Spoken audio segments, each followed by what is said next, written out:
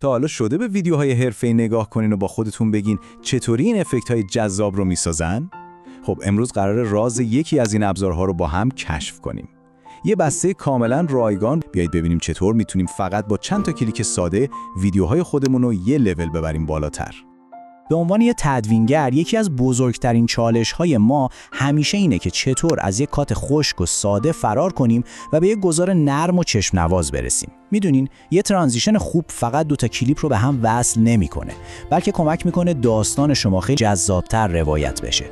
بله، درست شنیدین. 60 تا افکت آماده که میتونه ظاهر ویدیوهای شما رو از این رو به اون رو کنه.